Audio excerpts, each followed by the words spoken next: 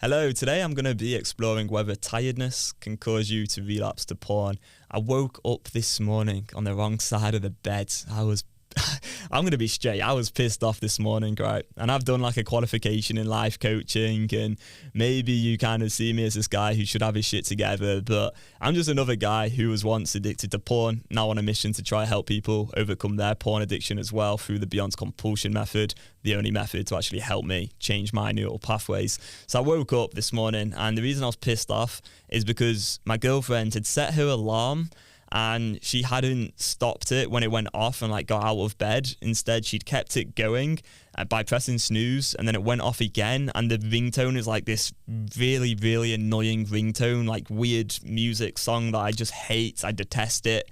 And then I couldn't get back to sleep. And I'll be straight, I wanted to sleep in longer than her. She wakes up quite early for work, whereas I'm, fully self-employed. I've got this business, so I kind of wake up whenever, and we'd gone to bed quite late because we'd watched a bit of TV, and I was like, I just want to stay in bed and sleep. But this alarm kept going off and off and off. It was this bloody annoying song. I spoke to her about it this morning as well, and I was like, why is it even that song? Like, that song is so shit. And she was like, is that song to try and help me get out of bed because it's a song that I hate? And I'm like, well, that just pisses me off even more. You don't even like the song. Like, what is going on here? Like, let's sort this out. So I was a bit annoyed. I had a very bad sleep last night. Is that going to impact my success when it comes to porn addiction recovery? Absolutely not. There is zero correlation here, other than that when I was in the porn addiction, when I was very, very tired, I would often have the junky thought that this tiredness is going to lead to me relapsing. And then I'd spend all day trying to remove the triggers and distract myself and stay busy and stay out of my flat, just avoiding the desires, pushing it away.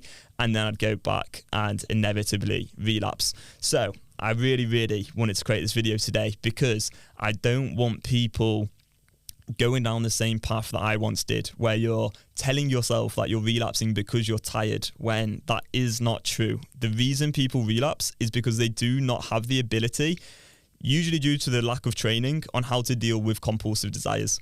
And you're going to have compulsive desires whether you're tired or whether you're wide awake and you've had a good, solid, fresh 9 hours sleep or whatever it is. So these compulsive desires, they're like wired into the brain through the repetitive use of engaging in compulsive behaviours. And so if you've been tired and you've relapsed, and then every time you've been tired, you've gone ahead and relapsed, well, you're basically going to wire a neural pathway into your mind, which kind of says, when I'm tired, I relapse. And there's going to be desire to engage in that compulsive behavior when you're tired. And here's the thing, is there's just such a big, massive distinction between having those compulsive desires and responding to them. Now, that's the space, right? Like Viktor Frankl said this years ago, Holocaust survivor, wrote a great book called Man's Search for Meaning. He wrote, between stimulus and response, there is a space. In that space is your power of choice. I think that was the quote anyway. And that's such a brilliant quote because it's so true. It's like, we may have desires and we may have ways in which we want to act, but it's really about how we respond to that desire that matters. And so it's not the desire that's the problem. It's not the lack of sleep that's the problem. And you can apply the same concept to a million different things that people think cause their relapses, like loneliness and stress and anxiety and shame. But it isn't any of those emotions.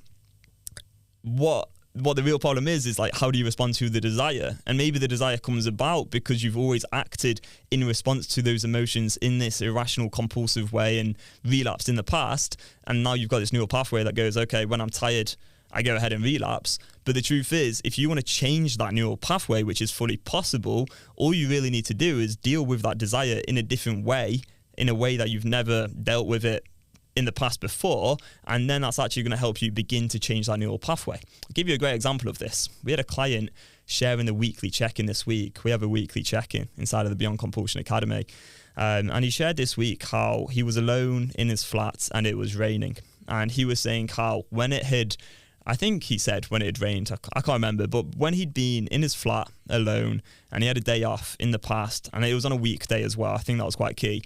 When he'd had a day off in the past on a weekday, he'd relapsed a lot. And he was talking about how this time round, what he did is he simply read his script and he simply read his remember letter. These are tools which our clients use to change their neural pathways. And he'd read it and read it and read it, chose to experience the temporary discomfort, and he'd actually managed to succeed in overcoming those compulsive desires. And the amazing thing about this is that now he's just changed his neural pathway a little bit. And the next time he's alone in his flat, I can almost guarantee that that desire will be a little bit less strong than last time. And even if it is stronger, it doesn't really matter, because he's just going to go to the same process that he's used to deal with those desires in the past, now, like with the script.